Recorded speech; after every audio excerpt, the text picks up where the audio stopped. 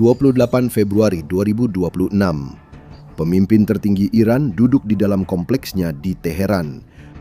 Ayatollah Ali Khamenei bertemu dengan pejabat-pejabat tertingginya. Dia duduk bersama para penasihat terdekatnya. Dia yakin dirinya benar-benar aman. Dia sangat keliru. Ratusan mil jauhnya, satu skuadron jet tempur Israel sudah melesat di langit pagi. Penguasa tertinggi dari negara dengan 92 juta penduduk itu hanya punya waktu 2 jam lagi untuk hidup.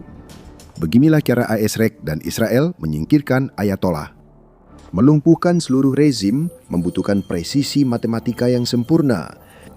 Menjerumuskan sebuah negara yang dipersenjatai berat ke dalam kekacauan membutuhkan berbulan-bulan perencanaan yang dingin dan terukur. Pada pukul 6.30 pagi waktu Israel, matahari terbit di Timur Tengah. Sebuah formasi serangan lepas landas dan menuju langsung ke Teheran. Ujung tombak serangan ini adalah F-15 Eagle. Mungkin ini adalah mesin berusia 50 tahun, tetapi peningkatan terus-menerus dan obsesif telah mengubahnya menjadi predator puncak. Dua mesin menghasilkan daya dorong yang cukup untuk mendorong jet berat ini melewati Mach 2,5 atau lebih dari 1.900 mil per jam. F-15 dapat menanjak lurus ke atas, ia bisa mengarahkan hidungnya ke bintang-bintang dan berakselerasi secara vertikal melawan gravitasi. Radar tercanggih berfungsi seperti alat bidik penembak jitu digital. Elang itu dapat mendeteksi dan menghancurkan pesawat musuh jauh sebelum mereka muncul di cakrawala visual.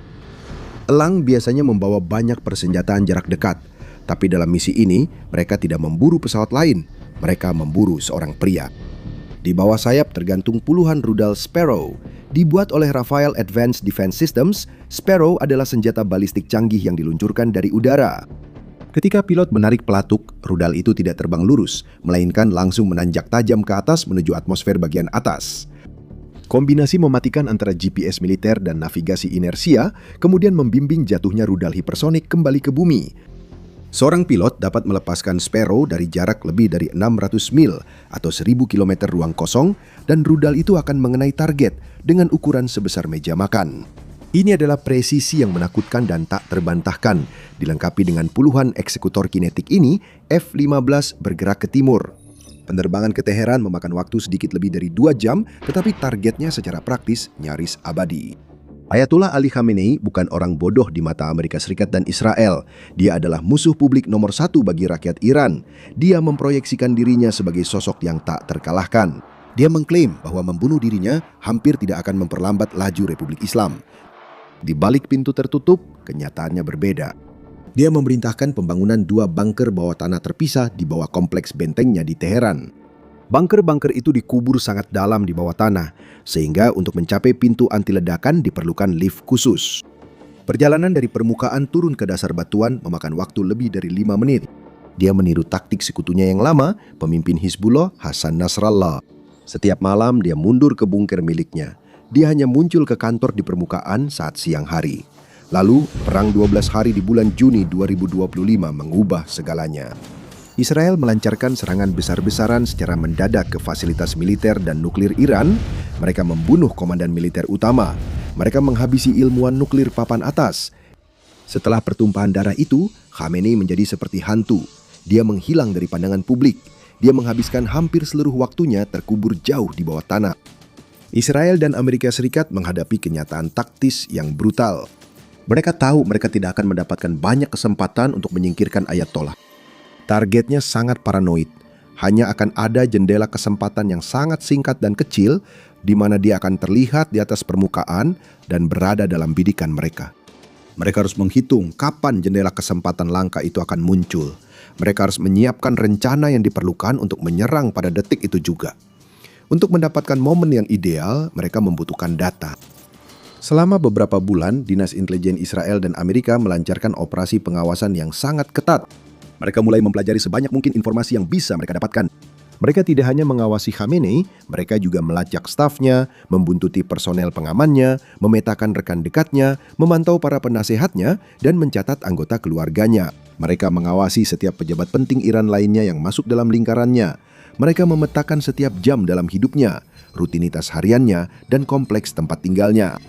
Mereka harus menentukan tanggal, waktu, dan tempat yang sempurna untuk melakukan serangan. Mereka harus memastikan bahwa ketika kesempatan itu datang, serangan mereka akan berjalan sempurna. Kegagalan bukanlah pilihan. Dengan menggunakan alat-alat rahasia, agen-agen Israel membobol akses kamera lalu lintas di seluruh Teheran. Mereka berfokus pada kamera-kamera yang terletak di sepanjang Jalan Pasteur, tempat kompleks Khamenei berada. Pembajakan digital ini memberi mereka pengawasan terus-menerus di lapangan. Mereka menyadap umpan visual waktu nyata di area tersebut. Mereka bisa melihat dengan tepat siapa yang datang dan siapa yang pergi setiap saat. Selama berbulan-bulan pengamatan diam-diam, agen intelijen dari Unit 8200 Israel membangun gambaran rinci tentang area tersebut. Mereka tahu segalanya tentang tempat itu. Mereka memetakan detail terkecil sekalipun. Mereka mencatat rute yang diambil oleh sopir dan pengawal kompleks tersebut untuk pergi bekerja. Mereka mencatat jam berapa saja mereka bertugas setiap hari. Mereka melacak siapa saja yang menjadi tanggung jawab pengawalan mereka. Mereka bahkan memetakan tempat-tempat spesifik di mana mereka suka memarkir mobil mereka. Seorang veteran CIA menjelaskan realitas psikologis dari operasi ini. Ini seperti teka-teki raksasa. Kamu menggabungkan semua potongan informasi ini. Di mana kamu kekurangan data yang dapat diandalkan, kamu menyelidiki celah-celah itu lebih jauh. Itu akan menjadi segalanya. Bagaimana mereka mendapatkan makanan, apa yang terjadi dengan sampah mereka. Kita semua bangun dan tidur, kita semua makan dan minum. Segala sesuatu yang kamu lakukan meninggalkan jejak. Agen-agen Israel meretas menara-menara ponsel lokal di sekitar Jalan Pasteur yang digunakan oleh para pejabat dan staf mereka untuk mengetahui lebih banyak tentang pergerakan mereka. Mereka mengumpulkan sejumlah besar data mentah dan memasukkannya ke dalam algoritma yang rumit untuk secara otomatis menemukan pola-pola. Mesin-mesin itu menghasilkan gambaran yang sangat jelas dan rinci tentang markas musuh. Badan Intelijen Pusat Amerika Serikat juga sama gigihnya. CIA menggunakan aset dan teknologi rahasia mereka sendiri untuk memantau Ayatollah dengan ketat. Mereka melacak pergerakannya, pertemuannya, dan kebiasaannya yang sudah sangat mengakar. Mereka mempelajari segala hal yang bisa mereka ketahui tentang bagaimana dia hidup, dengan siapa dia bertemu, dan kapan tepatnya dia kemungkinan besar akan keluar dari persembunyian. Hari-hari, minggu-minggu, dan bulan-bulan pun berlalu. Dua dari kekuatan intelijen terbesar di dunia mengamati dari bayang-bayang saat para pejabat Iran menjalankan aktivitas mereka. Para agen itu dengan sabar menunggu waktu yang tepat. Mereka menunggu satu kesempatan yang akan memungkinkan mereka untuk mengatur serangan yang sukses. Lalu mereka melihat sebuah kejanggalan.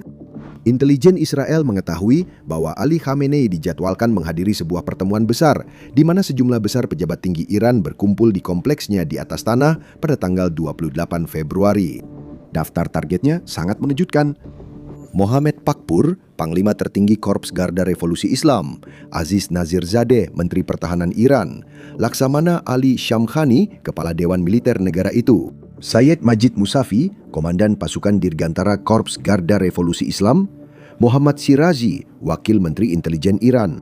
Bahkan anggota keluarga langsung Ayatollah juga terungkap. Putranya Muitaba dan putrinya Bosra bersama pasangan mereka semuanya diperkirakan akan berada di lokasi yang sama. CIA dilaporkan berhasil mendapatkan informan penting di lapangan.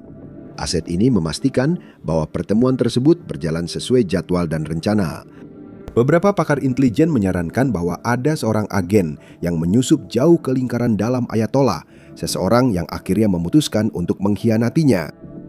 Terlepas dari bagaimana mereka mendapatkan intelijen tersebut, inilah momen yang telah ditunggu-tunggu oleh Amerika Serikat dan Israel. Ini adalah kesempatan emas mereka. Mereka bisa melumpuhkan seluruh kelompok kepemimpinan negara itu secara permanen dalam satu serangan brutal.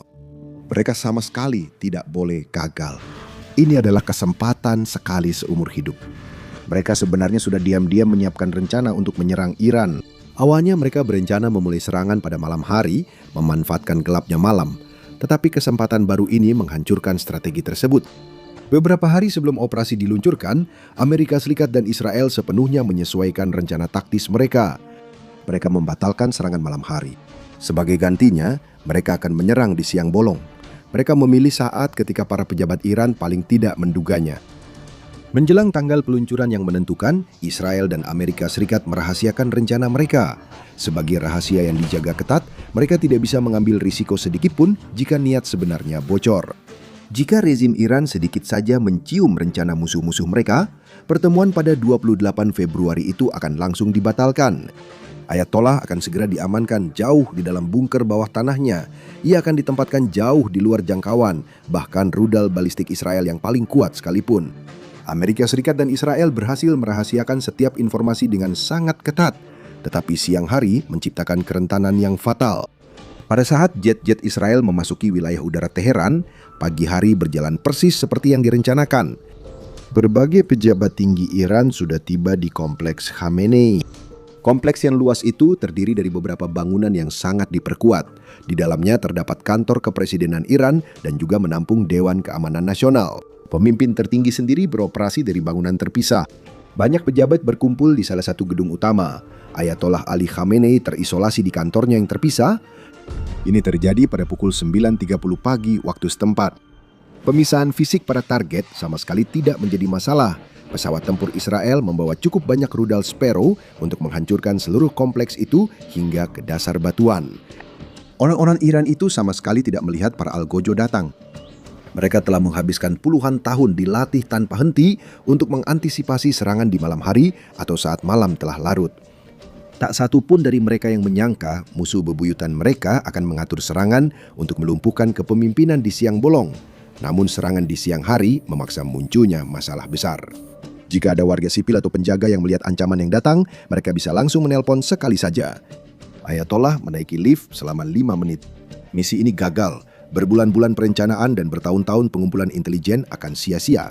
Amerika Serikat dan Israel membutuhkan senyap radio total di lapangan.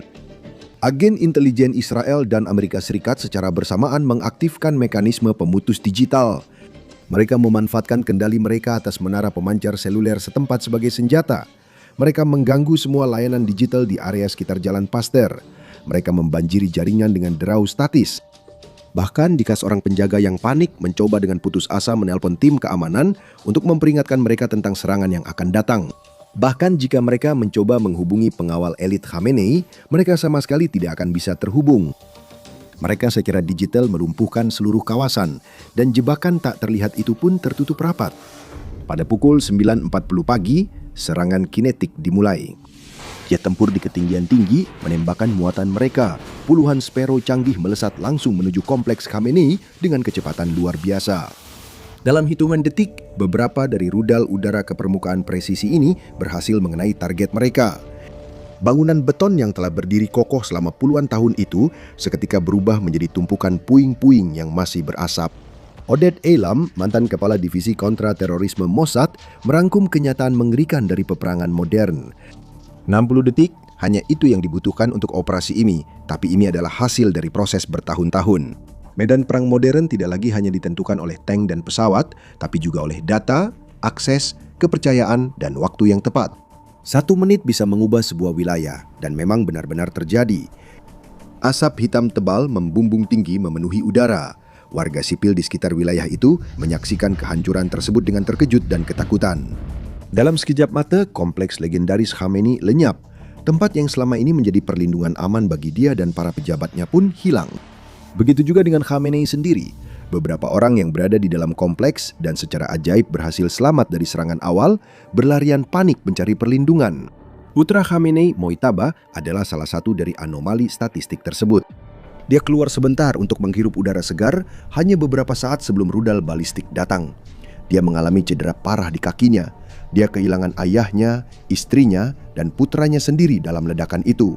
Dia berhasil menyeret dirinya keluar dari puing-puing dalam keadaan hidup. Ali Khamenei sendiri sama sekali tidak memiliki peluang untuk selamat. Pada usia 86 tahun, nyawanya berakhir mendadak secara brutal bersama banyak pejabat terdekat dan terpentingnya.